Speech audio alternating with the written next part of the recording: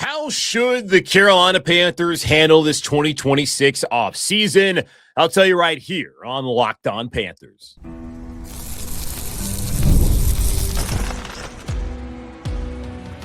You are Locked On Panthers, your daily Carolina Panthers podcast. Part of the Locked On Podcast Network, your team every day. Welcome into another edition of the Locked On Panthers podcast, a part of the Locked On Podcast Network. I'm your host, as always, Julian Council, talking Carolina Panthers with you every Monday, Tuesday, Wednesday, Thursday, and yes, of course, Friday, your team every day. That's our motto here on the Locked On Podcast Network. Thanks for watching the show right here on YouTube and listening wherever you listen to your favorite podcasts. It's back, y'all. The off-season to-do list. I have been doing this the last couple of off-seasons. I don't think I did one back in 2021 because I did not start doing this podcast until the end of March. So, yeah, it would have made a lot of sense at that point in time. But since I'm pretty sure 2022, every single off-season, I've cobbled together my thoughts and put them on a to-do list, and I've done shows repeatedly throughout the off-season. So today's the first one. After we hit certain benchmarks this offseason, when things I'm talking about happen or don't happen, I'll have a refresher on looking back at the offseason to-do list. It's also a nice little way to, check off a show throughout the offseason as there's not a lot going on at points and times. But today, want to look at some contract extension priorities for the Panthers this offseason, look at free agent priorities, and then we'll finish up by looking at some draft priorities for the Panthers as we are inching closer to the Senior Bowl, to the Combine, and, of course, to the NFL Draft, which I don't know where it's at this year, but it's happening. Soon enough, we'll be there talking about who the Panthers have selected. But let's go ahead and start off by looking at some of the contract extension priorities. And typically, I have gone and looked at people's contracts, figure out who they could restructure, extend, and all of that. As far as salary cap space right now for Carolina, according to overthecap.com, the Panthers only have 11 million, 11.1. So they're going to have to do some things to open up some cap space. They could restructure guys like Rob Hunt, who he's clearly not going anywhere. That can open $11 million. Derek Brown, same kind of case, can open up $11 million. Maybe that's what they want to do for guys like DB. You're not going to get rid of them, but you also don't want to be in a situation like you were with Taylor Moton recently, where he was playing on a significant cap hit back in 2025. Do you want to do that to yourselves, where Derek right now is at $24.5 million, Robert's at $24 million, and then JC's at $23. So, and Javon Merrick's at $21, Taylor Bones at $21. So they got 5 guys right now that are over $20 million in salary cap space. Now the cap continuously goes up every single year, so the Panthers will get more space just by it being a new league year coming up in March. So there's not anybody individually right now I'm looking at where, okay, you need to restructure to open up some space, but that will, of course, be something that Dan Morgan, the Panthers general manager, and, of course, president of football operations as well, and Brant Tillis, the executive vice president of football operations, Carolina, something that they'll work on here in the coming weeks and months. But looking at the other priorities, exercising Bryce Young's 5th-year option, we can go ahead and check that one off. They have not officially done it, but last Tuesday morning, Dan let us all know that that is the plan. They're going to exercise Bryce Young's 5th-year option. He's going to make $5.9 million this upcoming season, and according to the playtime threshold, Over the Cap is projecting him to earn $26.5 million in 2027. So 34, whatever it is, $1 million over the next couple of seasons, $32 million over the next couple of seasons for Bryce Young, $16 million per year.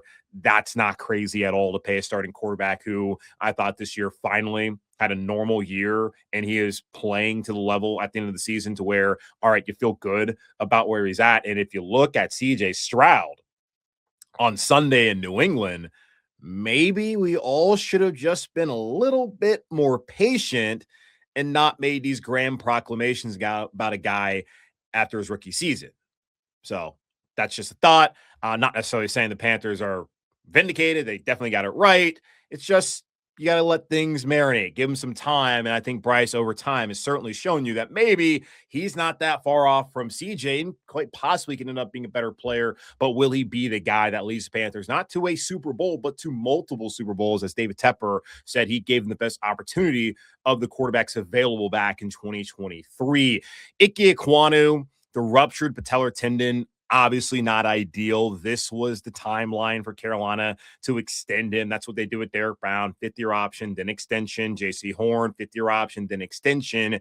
Ickey Ekwonu, 5th-year option. Then it felt like very clearly the extension was going to come. And I think it still will. And I think that they need to extend Ickey. He's very clearly your franchise left tackle. He's not a guard. They're paying Damian Lewis and Robert Hunt handsomely to do that. And those guys are doing a hell of a job when they've been out there this past 2 years. And really, Damian Lewis has been, of those two that were the priority free agent signings back in 2024, he has been the best of the two just because he's been, well, healthy. But even when Rob's been out there, I mean, D-Lou arguably was the Panthers' best offensive lineman of this past season. So I think Ickey is your franchise left tackle. He's shown you after a rough second year that he can be a guy you can depend upon.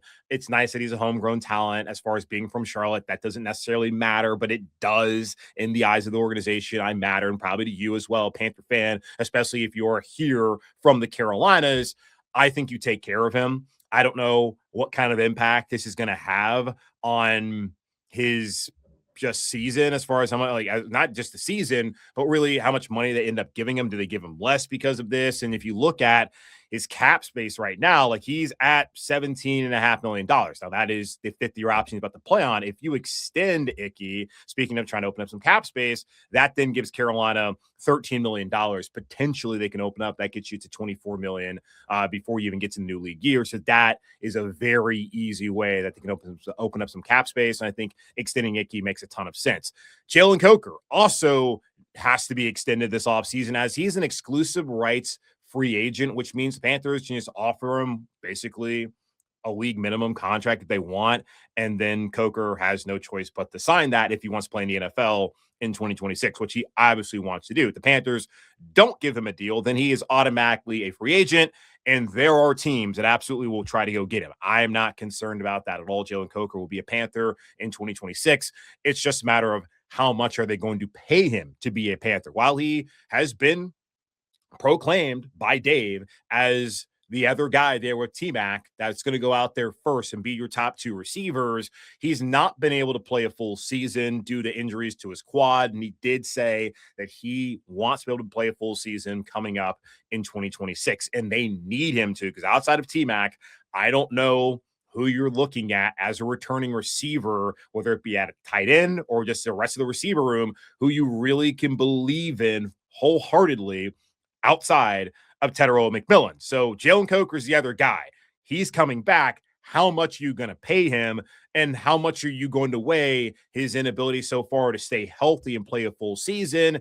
And also just trying to not break the bank, which I don't think they're going to do, but give him a respectable contract for this upcoming season as a starting receiver, and maybe a deal that'll be a little bit on the shorter term to where Jalen can get back to free agency in a couple of years and then make probably his big contract there, his like true second contract, even though it would be a third contract for the former undrafted free agent out of Holy Cross. Speaking of contracts, Mike Jackson, that's a guy who last year signed a 2-year, $10.5 million contract with $7.7 million guaranteed, $5.7 million guaranteed at signing for this past season. That was a signing bonus, his 2025 compensation. He has $2 million that are fully guaranteed on the 3rd day of the new league year coming up in March. That's very clearly, if they keep him on this deal, going to happen. He turned 29 a couple of weeks ago, and he's played 99% of the snaps each of the last 2 seasons for Carolina. And quite frankly, if you look at things like PFF, has arguably, if it's an argument, been the Panthers' most consistent cornerback. So he, in my opinion, has earned a new deal. Now, Dan did say last week that we took care of Mike last year, but that's something that Brant and I can talk about. I think if I'm Mike Jackson, I know if I'm Mike Jackson, I'm telling my agent, hey, buddy, I just turned 29. I'm going to be 30 next year this time around.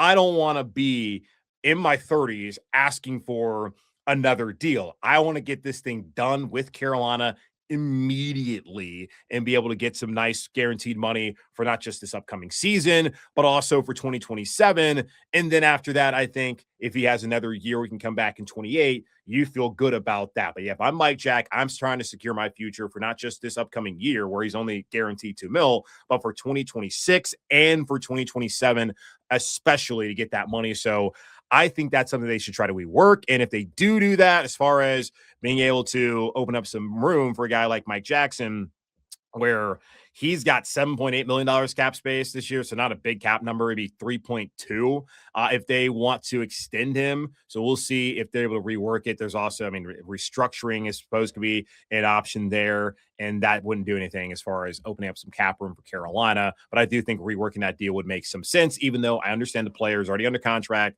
I just think for Carolina, locking him up for the next 2 seasons, giving him and rewarding him for what he's been able to do the last 2 years, that's something they should try to do. And then looking at special teams, Sam Martin, JJ Jansen, both those guys are unrestricted free agents. JJ, year 17, showed he can still do it. He's told us that, yeah, I can keep playing football. Year 18, let's go ahead and get it done. JJ Jansen forever coming back to Carolina, in my opinion. And then Sam Martin was, 19 days younger, I believe, than Johnny Hekker when the Panthers, he still is, but when the Panthers made that decision last year to move on from Hekker and to sign him. And I thought Martin was kind of a weapon. He was 6th in the NFL in punts inside the 20-yard line percentage. So why not bring that guy back? He was below average as far as average yards per punt, but when you're being able to get those punts down inside the 20 consistently at the level he did this past year, that's what you're looking for when you're starting punter. So I think Sam Martin, JJ Jansen, special teams wise, those are 2 guys that you prioritize in terms of trying to bring them back on new deals. What about free agency? What positions do the Panthers need to address when that comes around? I'll tell you that here in just a moment on Locked On Panthers. If you've ever hired someone who looked good on paper but wasn't the right fit, you know how important that is. When you want candidates who truly match what you're looking for, trust Indeed sponsored jobs. Hiring Indeed is all you need. Stop struggling to get your job post seen on other sites. Indeed sponsored jobs puts your post at the top of the page and helps you reach the right candidates faster. Instead of struggling to get your job post seen, Indeed sponsored jobs helps your listing stand out and reach quality candidates faster. Sponsored jobs boost your posts to the people who are the best match for your role, and that makes a real difference. According to Indeed data, sponsored jobs posted directly on Indeed are 90% more likely to report a hire than non-sponsored jobs. Spend more time interviewing candidates who check all your boxes with less stress, less time, and more results using Indeed sponsored jobs. Listeners of this show get a $75 sponsored job credit to help you give your job the premium placement it deserves at Indeed.com/LockedOnNFL. Just go to Indeed.com/LockedOnNFL right now and support the show by saying you heard about Indeed on this podcast. Terms and conditions apply. Hiring, do it the right way with Indeed. What if sports were traded like markets? Now you can put your sports IQ to work in real time with Robinhood prediction markets. It's not just you against the house. It's you participating in a live market. You can buy or sell your positions live all game long. Use your sports knowledge in the moments that matter. Robinhood prediction markets changes the game. It's people moving the action. So when momentum shifts, you can move with it. I always knew the game, but never had a dynamic way to apply my knowledge. Now I can actually take part live in a market powered by people. You're no longer just a spectator. Play by play, you decide. Trade every play of Robinhood, now available across the U.S. Download the Robinhood app now to begin. All right, let's take a look at some of the free agency priorities for the Panthers on my off-season to-do list. Not priority number 1, but the first one I'm going to bring up is they've got to find some edge rusher help. DJ Ekwonu is going to be a free agent after 2 years spent here in Carolina. Missed first 9 games back in 2024 due to complications from a blood clot, and then was able to play all of last season, making, in my opinion, a minimal impact last year as Nick Scorton, the rookie out of A&M, really showed you something. Prince McMillan got some opportunities as well, and then Pat Jones was out for most of the season after injuring his back in that game back in week 3 against the Falcons. I honestly don't know how aggressive the Panthers are going to be in acquiring an edge rusher, considering that going back to last year in the draft, on night 2 in the second round, they went up to get Nick Scorton. And then later on that night in the third round, they went up to get Princely McMillan. So They have two young edge rushers who have gotten their opportunity this past season, scored more opportunities than Princely. But I'm guessing that both of those guys are going to be a pretty big part of what they want to do this upcoming fall. And with that being the case, and you have Pat Jones coming back from his injury still under contract, you got three guys right there. Are you trying to add a veteran who is proven to get after the passer and to get a guy on the ground? Are you going to go get someone like that? Or are you going to get another Wonnum or Jones type to just fill out the depth chart and depth chart and just have those four? Like, what are you going to do?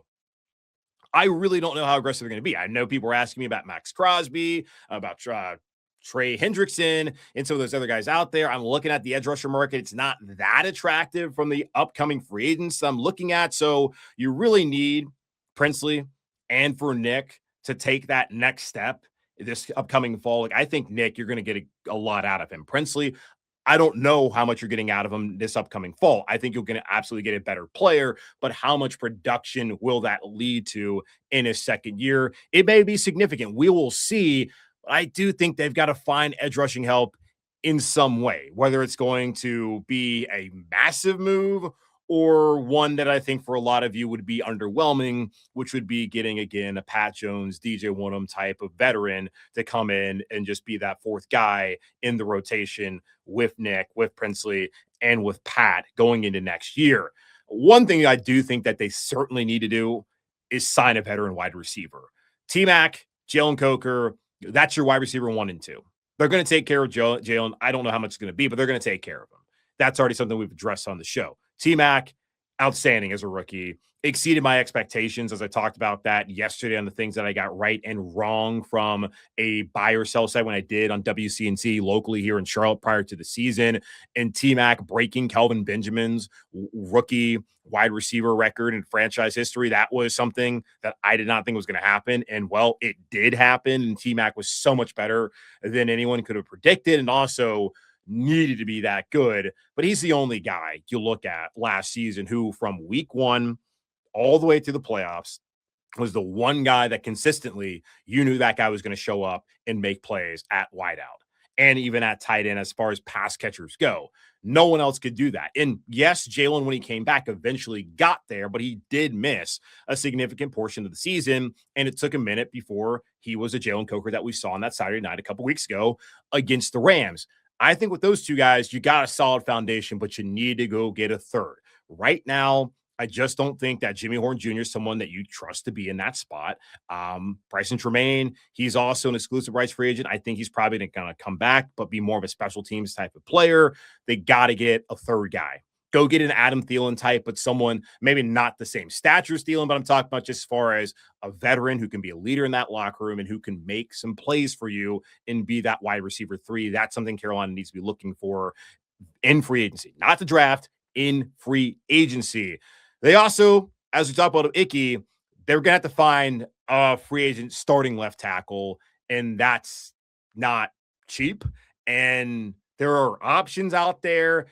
They were already going to need to bring in a new swing tackle with Yosh Nijman out of contract. Seems like they're going to move on from him there. They could bring him back as far as continuity's sake. Maybe that's what they want to do. If Harold Goodwin and Joe Gilbert, the two offensive line coaches, they like Yosh enough to want him at left tackle this upcoming season. And it's an opportunity. If I'm Yosh, I'm certainly talking to my agent, be like, hey, man, like I already know the scheme. Why don't I go back there, get a little bit more money, and fill in for Ickey until Ickey's back or not? But I think you're trying to find somebody better than Yosh because this is the team that believes their standard now is as a playoff team. And you're going to need someone who can hold down left tackle until Ickey comes back. And if Ickey is not the same guy this upcoming year that he was in the past, then you definitely need someone there at left tackle. So you find a 1-year rental, you pay him what makes sense and what you need to pay him, and you put that guy there and you go and try to defend this division title this upcoming fall. They also got to sign a veteran safety, in my opinion. Nick Scott could be brought back. The big thing about Ejiro Evero being secretly extended prior to last season is that he's going to be here again, and that Nick Scott is one of his guys. Nick came here because he had been in this scheme in Los Angeles. He came back again because, again, he had been in the scheme. He was a veteran, and it made sense what they were paying him contractually last year. And he did something that I don't think we projected to happen, and that was to start every single game. I thought he was going to be more a special teams kind of guy, be a backup. I didn't expect him to start, but he did. So prepare yourselves. And I didn't get to talk to Nick. I did not see him there last Sunday during locker room cleanout day. So I don't know where he was, but I mean, he talked to a lot of people on Saturday evening for a while. I didn't talk to him after that game, but I would have asked him, what do you think is going to happen? So that's a possibility. But if not, you look at Trevon Merrick and Lathan Ransom as likely being really the future at safety. Now, Merrick only has 2 more years left on his deal, and that could always be extended later on.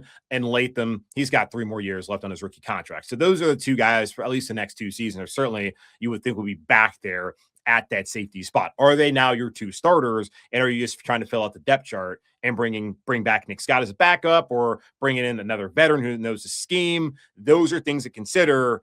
But certainly they need to bring in another veteran safety, in my opinion, and Scott may make the most sense, even if that's not what y'all want to see.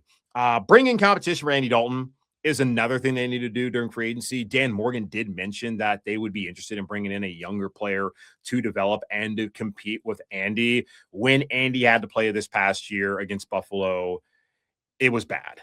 Yeah, he broke his thumb on his throwing hand early in that game, but it was bad. And he did not move particularly well. And he looked so much worse than he ever did back in 24 when he was the starting quarterback once they benched Bryce Young.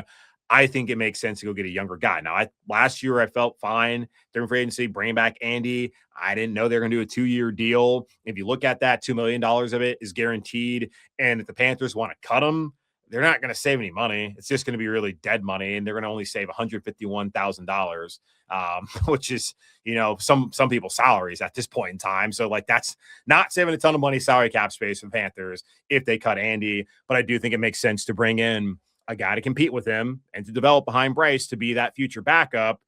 And outside of that, I don't really know what else you're going to do at quarterback, because you got Bryce going to get locked up there with the 5th-year option.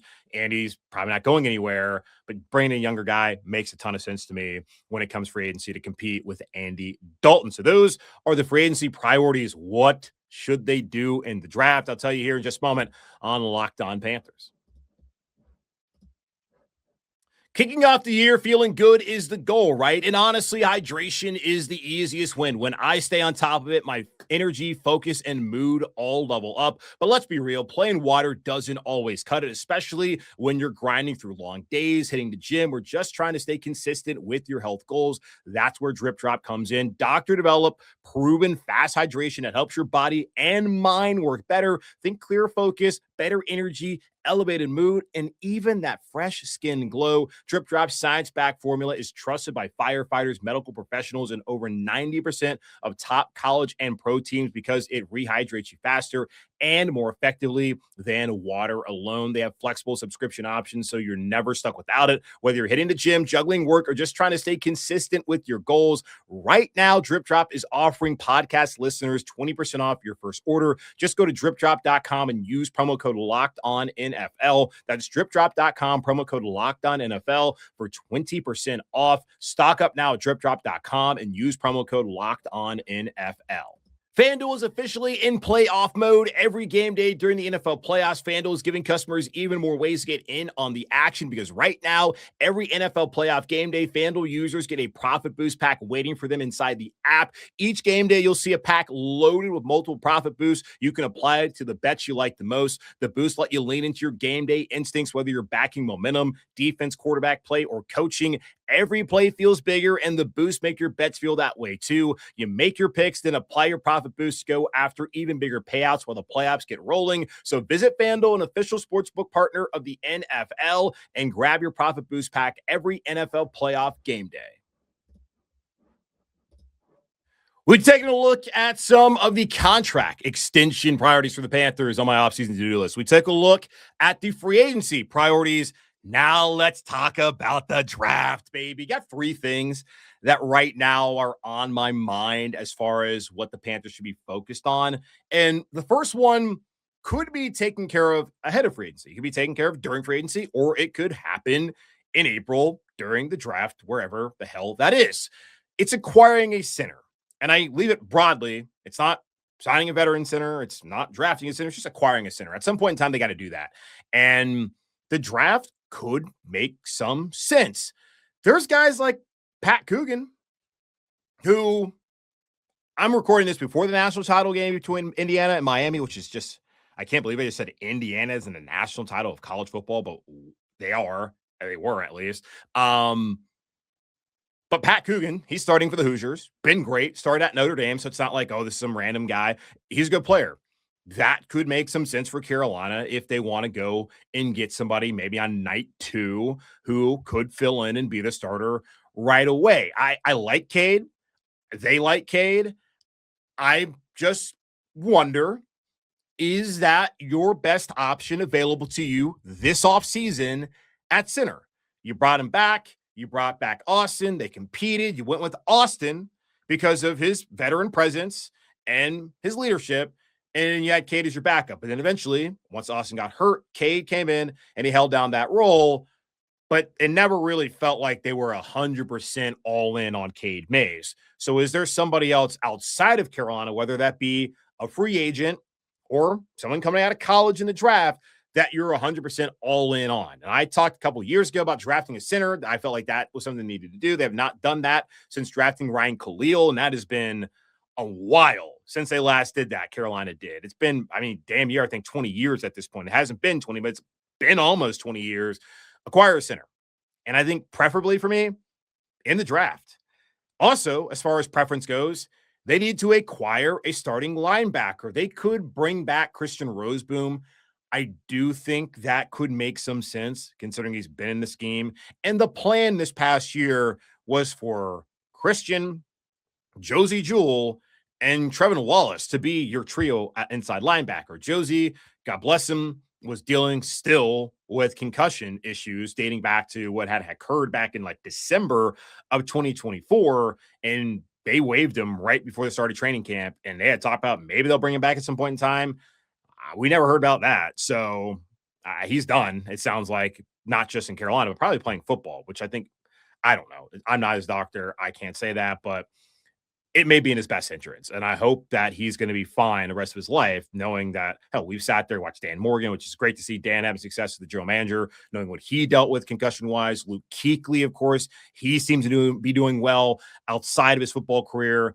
I want the same thing for Josie Jewell, and I would hope that you want the same thing for Josie Jewell. I know his family does, so that was the plan. So you can absolutely bring back Roseboom, have Trevin back, and then, I don't know, go draft, say, an Arvell Reese or Sonny Styles, both of the starting linebackers from the Ohio State University, or maybe C.J. Allen down at Georgia. There was talk about getting a Georgia player last year, 2 of them, and Michael Williams and mainly Jalen Walker.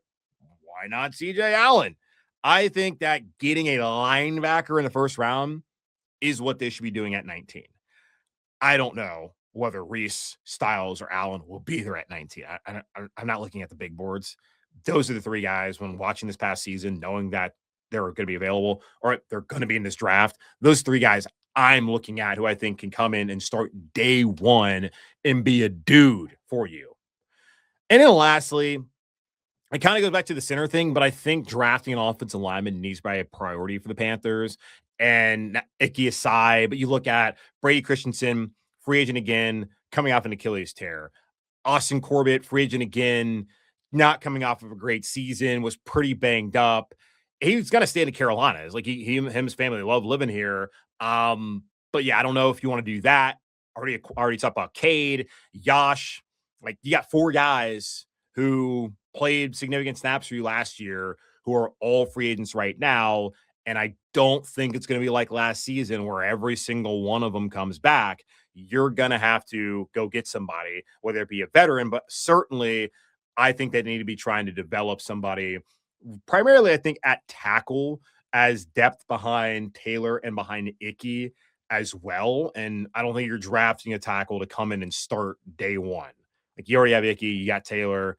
I think you're talking about having a guy who can be your swing tackle and you develop them behind the scenes. And you can go maybe get an interior guy as well behind Hunt and behind D. Lou. You already have Chandler Zavala, who should be, I guess this would be the last year of his rookie deal. He's somebody you could look at as well. And the thing, too, if they didn't cut Cade last season in 2024, we're not even talking about this because Cade Mays would be also, I believe, would he be 22? Is he got drafted in 22? I want to say this would also be Cade Mays' last final year of his rookie deal. So they kind of messed. I'm not gonna say they messed it up, but that's something that would not have been a concern if I'm getting when he was drafted correctly. Let me just go ahead and do this while I'm on here because I get things wrong all the time because I'm stupid and all that. Cade Mays was drafted in 2022. So yeah, 2, 3, 4, 5. So never mind. He'd be a free agent no matter what. So we'll see what they do. But I think drafting an offensive lineman, whether it be just a tackle to develop, an interior guy to develop, or a center to start, that is something that the Panthers should prioritize going to the draft. Receiver don't need one. Quarterback, you can get one if you want. Tight end, you don't need one. Running back, I guess they could get one, but I don't really feel like you need one. And then defensive line, good there. Linebacker, already said they need to get one. Corner, they could draft somebody else if they feel like they want to do that, but they have Shock going in his third year. Corey Thornton was nice for them last year before he broke his leg. Obviously, JC Mike Jack, safety, could get another one of those. It just seems to me that very clearly linebacker and offensive line are the two areas where they should be looking to address via the draft once that comes around in April, later on this offseason. But that is part one of my offseason to-do list. We will come back to this at some point this offseason. On a day where I probably have nothing to talk about, I'm just going to recycle this and we'll go and see how the Panthers have done so far and maybe even add some things to it. And please hit me up. Let me know what things you think the Panthers need to do. Do that over on Twitter at Julian Council or over on Blue Sky at Julian Council. Of course, in the comments here on YouTube, you guys can put that out there, have a conversation amongst yourselves, and I'll maybe check back in to see that as well. But that's going to wrap up this edition of the Locked On Panthers podcast, part of the Locked On Podcast Network, hosted by yours, Julian Council. Again, y'all subscribe or follow the show free over on YouTube or wherever you listen to your favorite podcast. And be sure to follow me, Julian Council, over on Twitter and over on Blue Sky at Julian Council, where on Friday, back again, the weekly Friday mailbag at me. DM me to get those questions to me right now. But in the meantime, be safe, be happy, be whole. As always, keep pounding. And on tomorrow's show, we did the offseason to-do list, but we got some questions to ask and questions Panthers need to answer this offseason. What are the biggest offseason questions for the Carolina Panthers? You let me know yours right now, and I'll let you know mine tomorrow on Locked On Panthers.